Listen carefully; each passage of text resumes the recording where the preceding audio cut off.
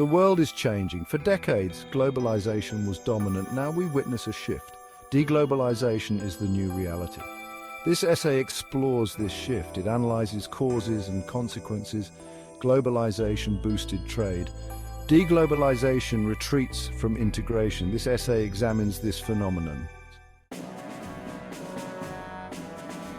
The 1980s marked a turning point. Neoliberal policies gained traction. They emphasized free markets and deregulation. This ideology fueled globalization. Historian as S3, leaders like Ronald Reagan and Margaret Thatcher championed these policies. They believed in reducing government intervention. They aimed to foster economic growth through free trade. Technological advancements further accelerated globalization. Communication and transportation became cheaper and faster. This facilitated the flow of goods, services and capital across borders. The fall of the Berlin Wall in 1989 symbolized a new era. It marked the end of the Cold War. This paved the way for greater economic integration, particularly with former communist countries. The 1990s witnessed the expansion of globalization. The World Trade Organization, or WTO, was established in 1995. It aimed to regulate and liberalize international trade. Historian as S3, China's economic rise was a defining feature of this era. Its accession to the WTO in 2001 integrated it into the global economy. This led to a surge in trade and investment. Technological advancements continued to accelerate globalization.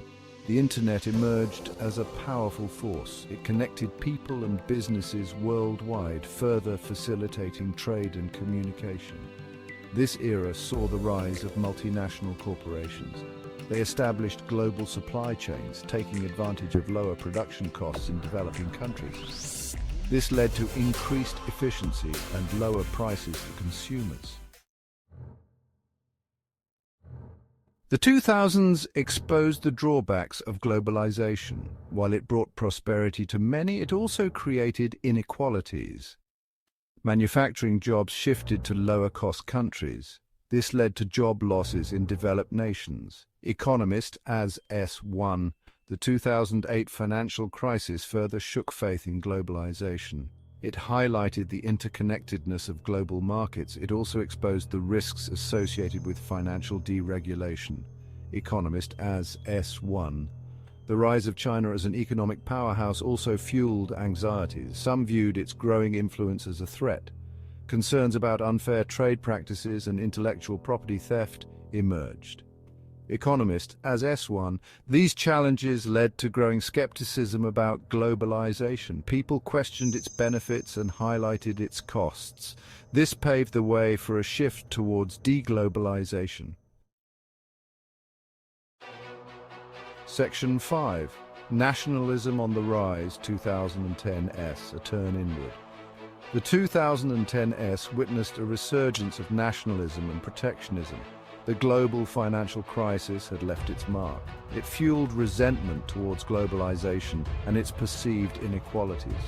The election of Donald Trump in the United States in 2016 was a watershed moment. Trump campaigned on an America First platform.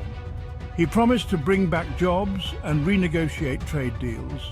The United Kingdom's vote to leave the European Union, or Brexit, in 2016 further highlighted the backlash against globalization. It reflected a desire for greater national sovereignty and control over immigration. These events signaled a shift in the global landscape. Countries became more inward-looking. They prioritized their own interests over international cooperation. Section 6, Pandemic Disruptions 2020s, a world turned upside down. The COVID-19 pandemic in 2020 accelerated deglobalization trends. The pandemic exposed the vulnerabilities of global supply chains. Lockdowns and border closures disrupted the flow of goods. The pandemic highlighted the importance of resilience and self-sufficiency. Countries realized the risks of relying too heavily on foreign suppliers. Governments responded with protectionist measures.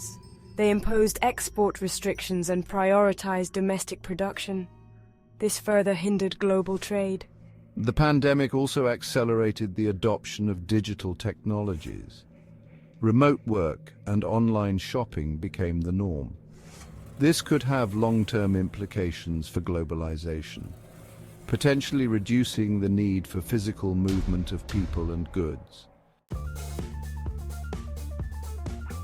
Section 7, Reshaping Business Competition, Adapting to a Shifting Landscape. De-globalization presents both challenges and opportunities for businesses.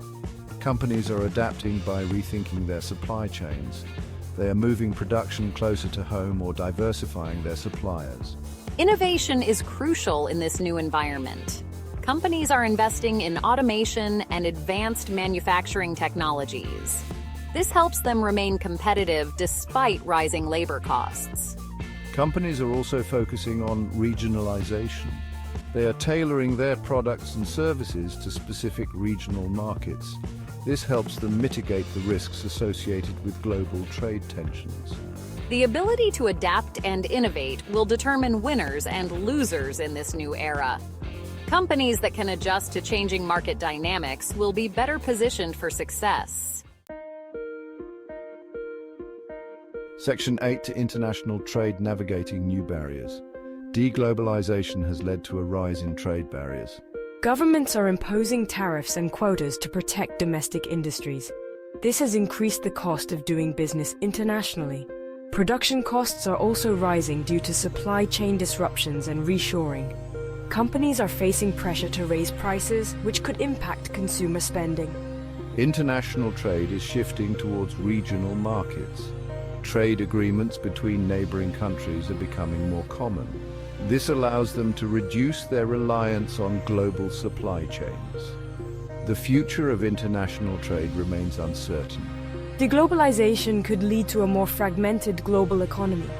However, technological advancements and the need for cooperation on global challenges could still drive some level of integration.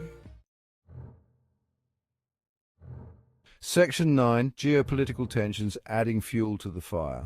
Geopolitical tensions are exacerbating deglobalization trends. The rivalry between the United States and China is a major factor.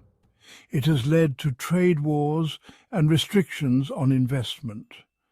The war in Ukraine has further disrupted global supply chains and heightened geopolitical uncertainty. It has also led to sanctions and economic decoupling between Russia and the West. These tensions are creating a climate of mistrust and instability. This is making it more difficult for businesses to operate globally. The future of globalization will depend in part on how these geopolitical tensions evolve. A more cooperative global order would foster greater economic integration, while continued conflict will likely lead to further deglobalization. Section 10, The Role of Economic Policies, Shaping the Future of Trade. Government policies play a crucial role in shaping the future of globalization.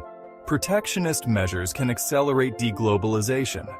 Conversely, policies that promote free trade and investment can foster integration. Governments can also support businesses in adapting to deglobalization.